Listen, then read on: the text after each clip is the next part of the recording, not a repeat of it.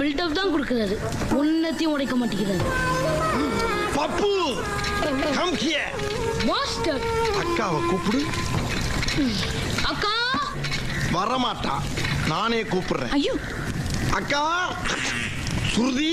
ஐயோ மாஸ்டர் அவ துணி காய போட்டுட்டு இருக்கா. அப்ப நான் ஹெல்ப் பண்றேன். ஐயோ நானே வரேன். குட். அவ எதுக்கு இப்போ? சும்மா இருங்க. நீங்க உங்க பொண்ணை ரொம்ப சாதுவா வளர்த்துட்டீங்க.